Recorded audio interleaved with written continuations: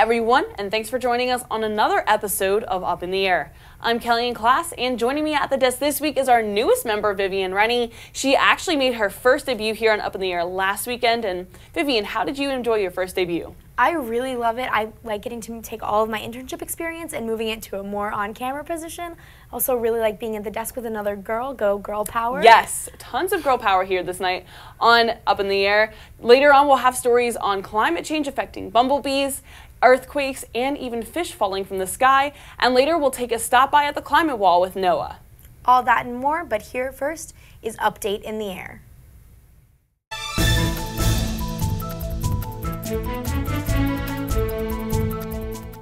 At this time of the year, it seems like everything is pumpkin flavored. Recent developments in genome sequencing have allowed scientists to find out exactly what makes the pumpkin the king of the fall harvest. About 100 million years ago, one single melon-like fruit copied itself, giving way for the pumpkins, watermelons, cucumbers, and squashes that we're familiar with today. Research published last Thursday compared the genomes of many plants to pinpoint the single environmental change that brought us pumpkin spice. As more and more is known about genomes, scientists are creating even more variations of these popular fruits.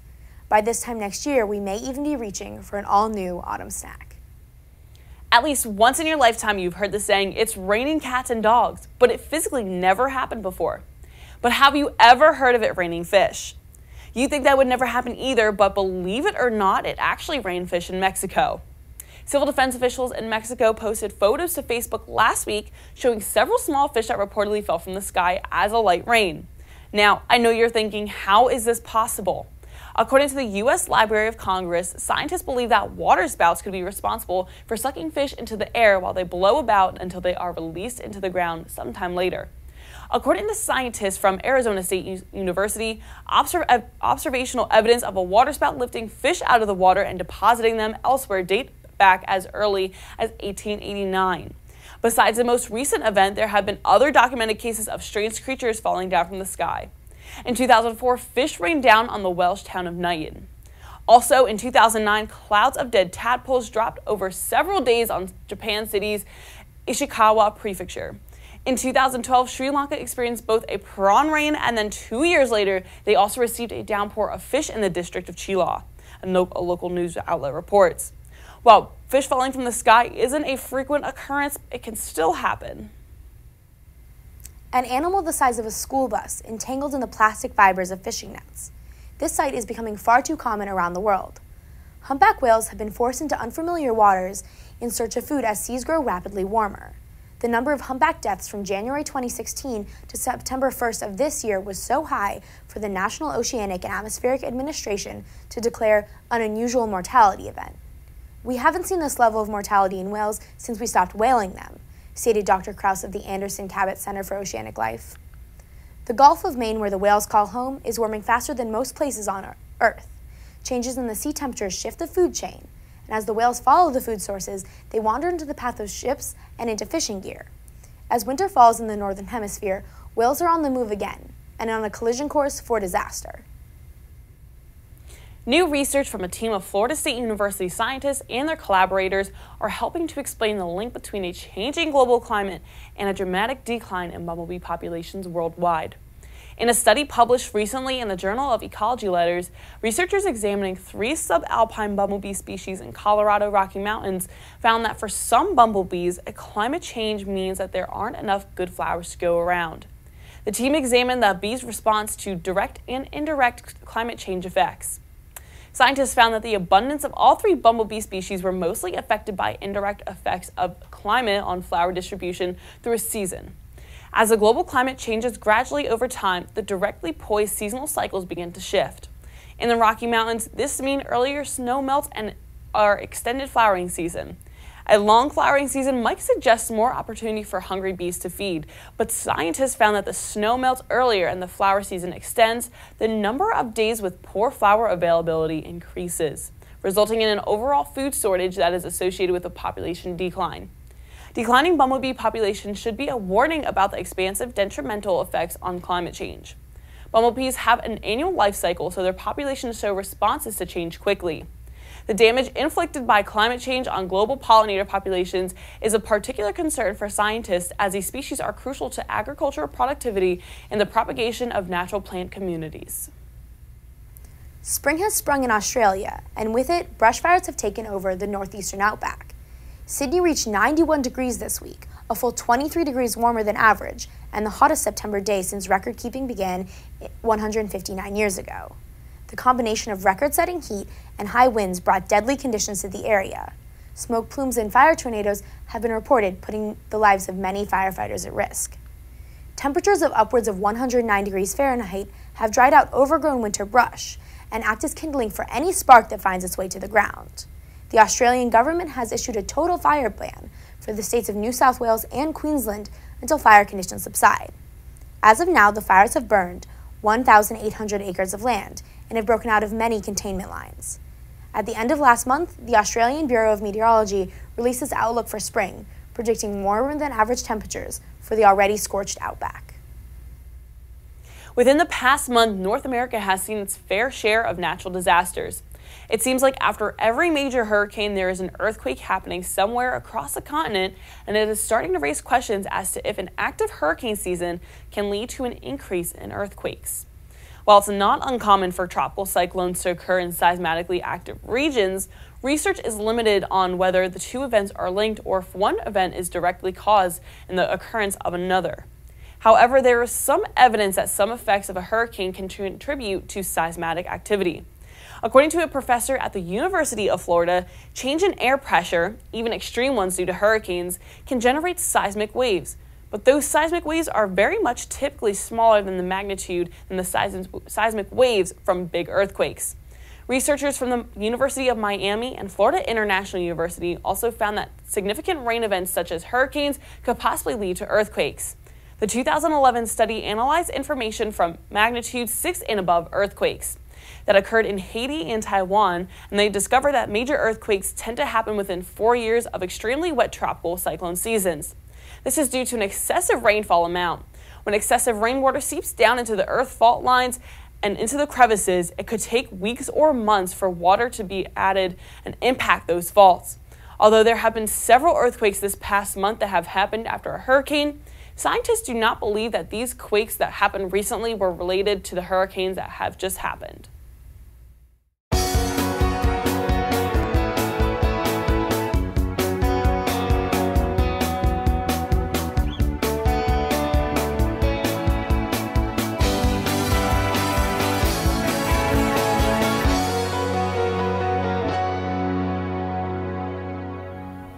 Welcome back to the show. We now have a special feature on the Weather Enterprise with meteorologists Quinn Lease and Zach Chabala. United States Weather and Climate Enterprise is the foundation of the meteorological community and is broken up into 3 different sectors. These sectors are public, the government, private, and academia.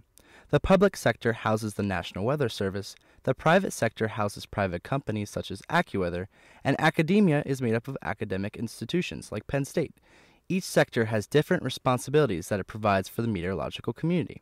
The public sector is tasked with the collection and processing of data, maintaining and developing new weather models and satellites, and issuing watches and warnings.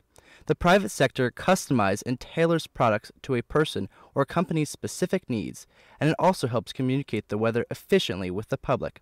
Academia helps educate the next wave of up-and-coming meteorologists, and also is involving research to help advance the field of meteorology. The enterprise was not always set up like this, though. Until the early 2000s, there were very rigid boundaries, especially between the public and private sectors. The Weather and Climate Enterprise has come a long way in terms of improving communication between all sectors, especially in the last 15 years, but many feel like there is still plenty of room for improvement in the future. A lot of meaningful change still needs to happen. There has been plenty of resistance, mainly due to the fear of change. This has made real collaboration between sectors a challenge. The changes that have occurred so far have been made to maintain the status quo and keep comfort in all sectors.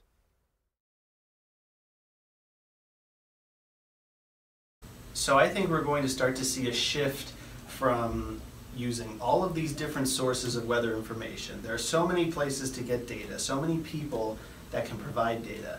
But I think that we're going to start to see the need to kind of take all of these data sources, recognize what's important, and then find a way to, with these new forms of media, still kind of come together to provide a clear and concise message. So even though we've got all sorts of data options and messages we can send, I think there's going to be a shift back towards trying to send one centralized message, because that's what we need to do in this day and age of social media.